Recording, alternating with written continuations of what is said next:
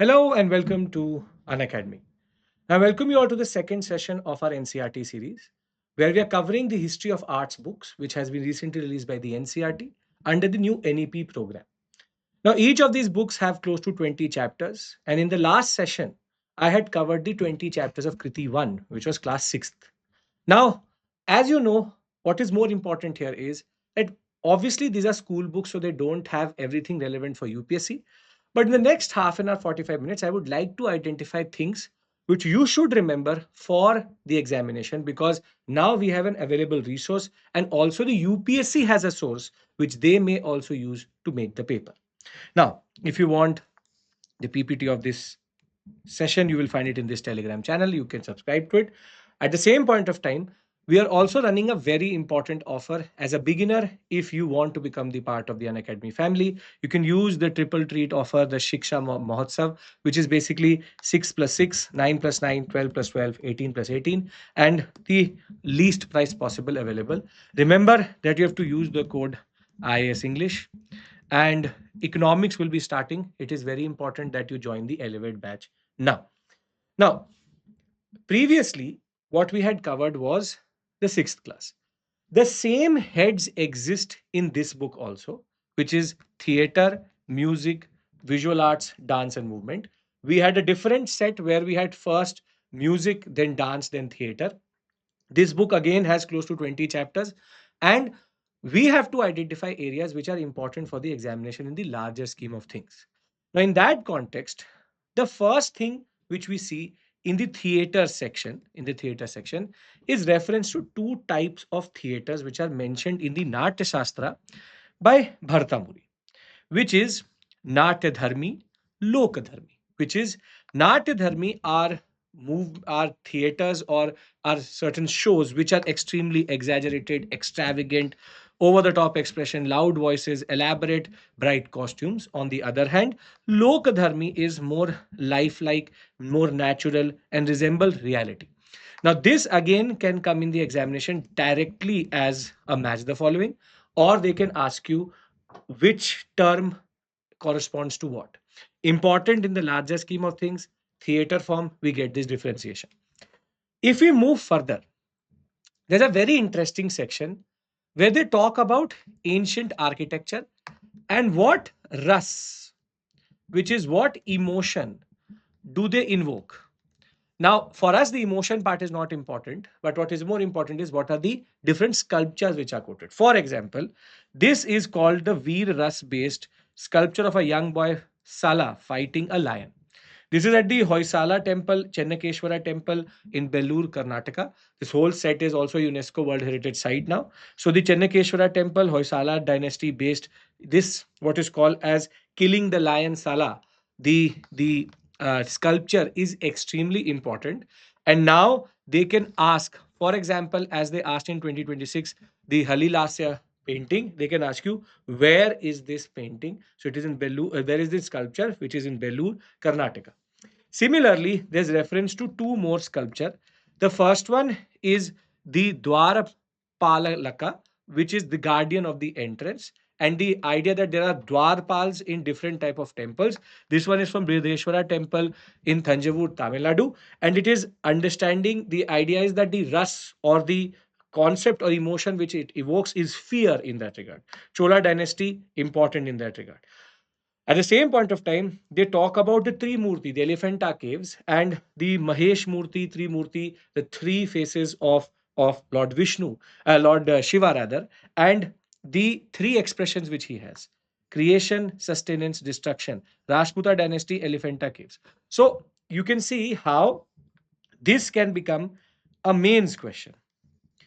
A mains question where they can ask you how emotions are invoked through sculpture or through architecture.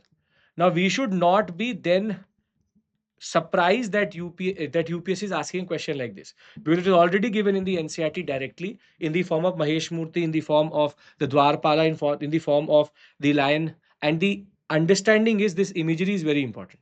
So they are creating a correlation which is quite interesting, and you will not find this type of correlation anywhere else in that regard. Then there's also mention to a personality called Janakachari, builder or craftsman of the Hoysala king Nipr, Nirpa Haya. This you should know because now again this can come as match the following in the examination. It has a story of how he built a certain temple, but for us these two names are very, very important. Then, based on theater form, two personalities are mentioned. This we did in the last video also. We have V. Ramamurthy and Tapas Sen, both considered to be pioneers when it comes to the theater expression and theater design in that regard. So you should remember these two names again because directly quoted in an NCERT, and you should be cognizant of celebrated theater artists and you can say theater creators who create the stage itself. Then, moving from the concept of theater in a stage, they talk about what are called as kathavachaks, people or artists who go around and express stories through either song, dance, or drama. And there is a mention to at least three to four of these art forms, very important that is for the examination. Harikatha or Harikathe is known as the story of Lord Hari, how the 12th century concept of how he moved around in the southern part of the of Bharat and how he met Narad Muni. The whole mythology is there. But this Harid Kathe is a very important expression of Lord Vishnu or Lord Hari's what we call as stories in Andhra Pradesh, Telangana, Maharashtra, Karnataka, and Tamil Nadu. And the storyteller is called Harid Katha Dasa. Dasa. This is an important, you can say, term, mostly in South India. They also talk about a very important personality who is known for Harid Katha, which is whose name is Gururajulu Naidu, born in 1931, very well known personality, and he's known for his 90 minutes, even 1 hour based what is called as Harid Kathas. That is very important for the examination. Similarly, there is mention to a second form of theater form, but it is just one person, which is the Kavad Katha. Now, Kavad Katha, this is a certain box which is made out of mango tree, has pictures, and has different stories painted onto it. And the storytelling tradition talks about the Ramayana and the Mahabharata, and the songs which are related to it express everything in the form of a theater form.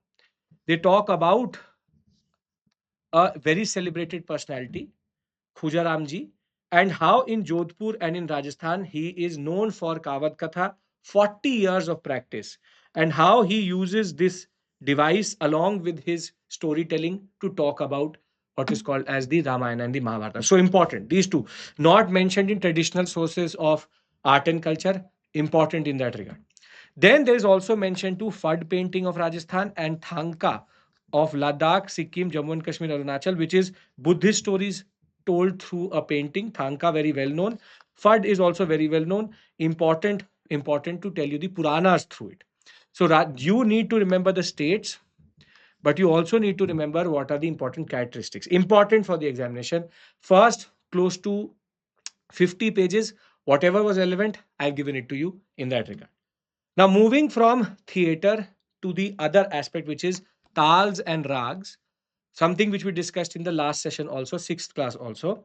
Here, I wanted to emphasize this, which is the reference to the Samveda and the Vedas, where three notes are actually the initial notes which are given in the Samveda itself: Udata, Anudata, Swarita, all together becoming the important basis of what is called as music forms and tals and rags in that regard.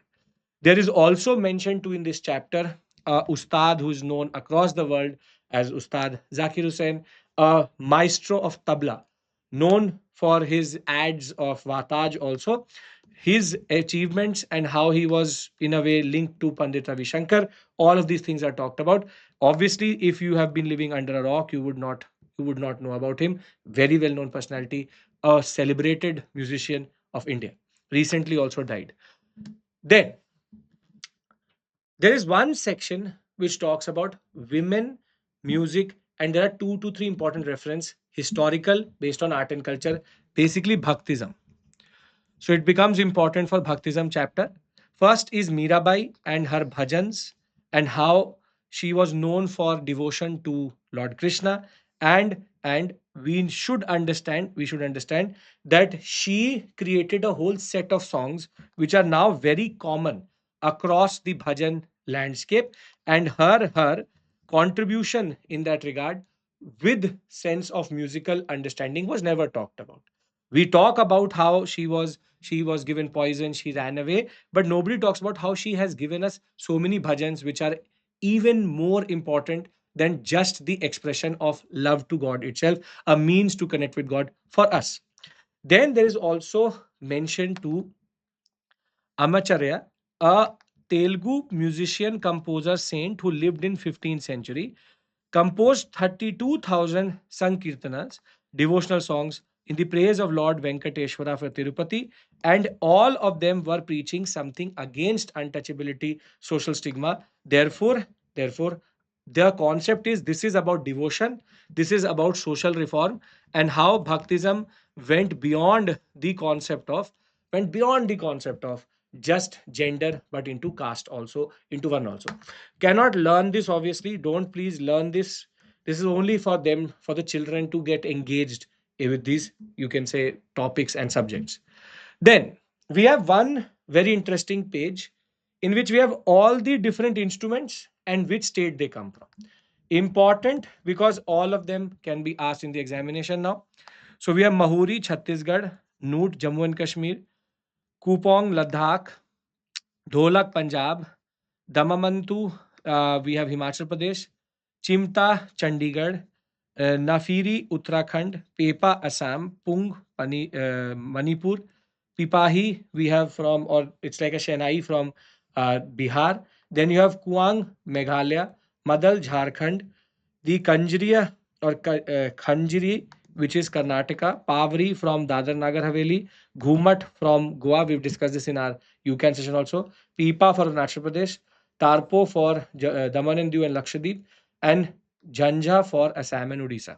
Obviously, you don't have to learn each one of them, but just go through this list once. We can get this as match the following, and any, or if any one of them is in the news, I will, as it is, cover under UCAN or as part of some form of current affairs coverage on YouTube. But at least we should know about these important. You would have taken at least, for example, 4 to 5 hours to come to this point. Everything which is very very important I've identified. Just take a screenshot or just keep this with you, look at it from time to time. It will help you in the examination generally. Then moving out of music into dance.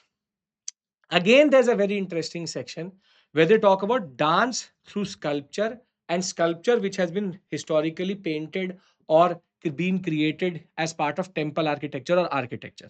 So they talk about the Vishnu Purana, emphasis on interrelation, interdependence.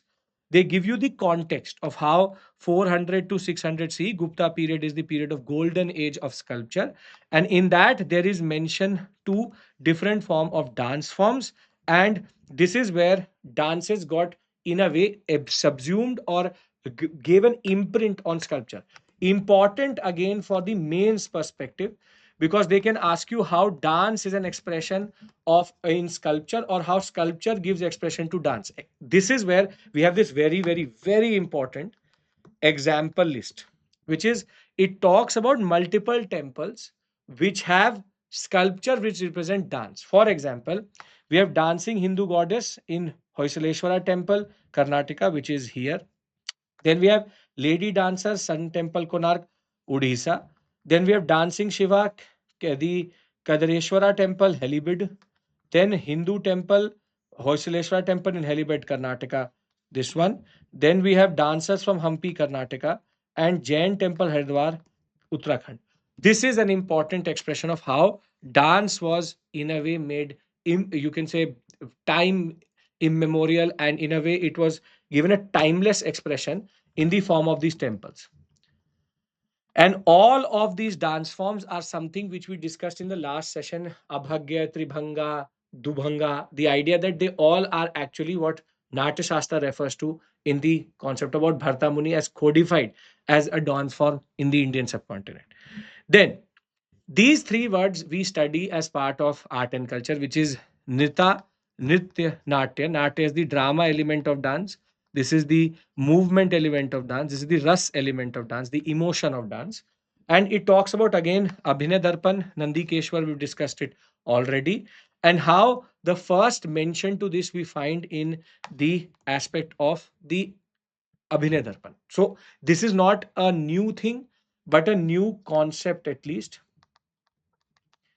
where they are trying to introduce it to the children, and therefore they've even given quotations out of the Abhinay Darpan.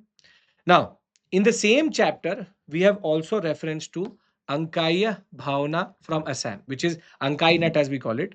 Now, this is important again for the examination. Ankai Nat, dance drama tradition from Assam, 15th century.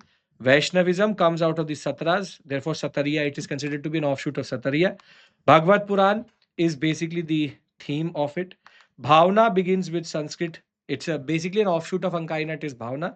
It has Sanskrit, what we call as the main language, but there's also something called Brajboli, which is the mixture with Assamese and Maithili, which becomes the standard way of in which songs are sung in this, and therefore important. Comes from the Majuli sector of Assam. So important. So much detail you will never find. And it this is not new. We do this as part of our standard art and culture, but now we have more information about these forms, and the plausibility of something like this to come in the examination increases because of this whole set of new NCRTs itself. Then we have reference to some new dance forms which were also part of nationalistic expression. This is again a mains area where they can ask you how cultural reconstruction under nationalism created a new vocabulary and new dance forms. Here, there's reference to Rabindra Nritya.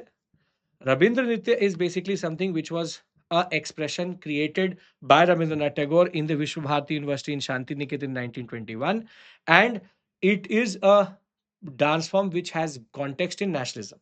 Similarly, you have Uday Shankar. He began his dancing career in 1920. He is known for again expressing nationalism, cultural dance form from in, or you can say his dance expressed these aspects, and his dance form, the Kalpana, made in 1948, the film Kalpana actually had his dance form inside it, and this new dance form is also sometimes considered to be an expression of nationalism. So expression of nationalism, important in that regard. Rabindranath Tagore and Uday Shankar, very important. Kalpana movie is mentioned in which his dance form is talked about. Rabindra Nritya is also shown here. Then, moving out of that, two more personalities are talked about as important pioneers of dances in India. Now, Gharana is important because of 2026 examination. Lucknow Gharana Kathak dancer Shambhu Maharaj is mentioned, and his life story is given. Per se does not matter to a UPSC aspirant, but if you can basically read it once, it would be good. But what is more important is his own nephew, Birju Maharaj, one of the most famous Kathak dancers in India. Together, these two men represent the Lucknow Gharana and two very important pillars of Kathak. Again, they can be used as example. We discussed them in class also, but now there's a whole life story behind them. Per se does not matter to a UPSC aspirant, but one read should be good enough for you to just appreciate their art form. Then there is a mention to Kedar Nath Sahu, who was a leading exponent of the Saraikela Chhau. Chhau dance, as we know, is already an intangible form, and how he created this tradition and sustained it and made it relevant for us today to preserve also. So we have reference to Chhau dance, we have reference to Kathak, we have reference to Rabindra Nritya, we have reference to Uday Shankar's dance form. Therefore, important.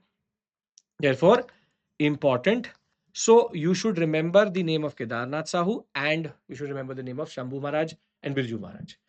Now, moving out of this, the chapter then goes into a different tangent altogether, which is miniature paintings. And it gives us a very interesting, you can say, explanation of how different forms of colors were evolving. From cave paintings, which used to use only two color or three color, to when we come into the Mahajanpada phase, where we start to get from Harappa, we have six color palette, to the Mahajanpada phase, we get a palette which is even more interesting, nine color palette. And then when we talk about modern miniature painting, how all of this come together, the evolution of color over time, nothing to be learnt, but I found it curious, so therefore it is interesting that we can see how the palette keeps on becoming more and more expressive. Then within the same chapter, there's reference to miniature painting tradition, the form of palm leaves, which is called palm leaf manuscripts. We discuss this under what is called as the Buddhist tradition, the Pala painting tradition. We also have reference to Kishangarh miniature, which is Bhanitani, and we have also reference to Mughal miniature. And over and above that, it also has sources of colors. Again, nobody's asking you this, but the fact that blue used to come from indigo as early as in ancient or medieval India, it is quite interesting. The word miniature comes out of minimum, and it's a very interesting chapter, gives you a visual reference of how things were evolving. Then the last section here deals with textile. Important because again can come as match the following. First, it talks about motifs. Motifs means design, which is dot and circle, lines, mango, parrot, and peacock are standard expressions. Then it has reference to patchwork, but this is the most important page. Most important page. Again, something we do in class, even given in the courseware. But chicken curry comes from Uttar Pradesh. The Chamba Rumal comes from Himachal Pradesh. Kasuti, Karnataka. Toda, Tamil Nadu. Ahir from Gujarat. Kantha from West Bengal. Kneg from Meghalaya. Gota from Rajasthan. And Kasida from Kashmir. Even the expressions are given. This is an important, very important slide, because this can now directly be asked in the examination. There is static precedence to this concept itself. It is something which can now be asked in the examination. Now, the last discussion which it has is related to the constitution itself and calligraphy. How the original constitution was handwritten by two calligraphers, very important for examination. PCS examination, very important. You have PBN Raizada, Prem Bihari Narayan Raizada wrote the English version, and Vasant Krishna Vaidya wrote it in Hindi. It was signed on 26 January 1950. We already know that. And today, 22 languages are officially recognized. And it gives us the name and also gives us the first page, the preamble itself, how it was beautifully calligraphed. Now, this book vis-a-vis sixth class was easier, but the details are more. Now our Kriti books are done. Kriti books are done. We will now move to Madhurima from tomorrow. And 8th and ninth class we will cover. As of right now, this is what is available by NCERT. When 10th class will come, I will cover that also. But remember, Kriti, the threefold division of music, dance, theater, it has given us a whole set of facts. You should be able to use these facts and should rather create a repository of facts as mentioned in the NCERT. I encourage you to actually just download the PPT and keep it with you, but just go through this session so that you know what to read and what not to read. So I hope that you're finding this series useful. I will be back with 8th and ninth class. Remember, you don't have to go through these 80 chapters. I'm doing that for you. Just go through these sessions. Thank you. And if you like these sessions, do like the session. Comment if you want more like this. Thank you. Take care.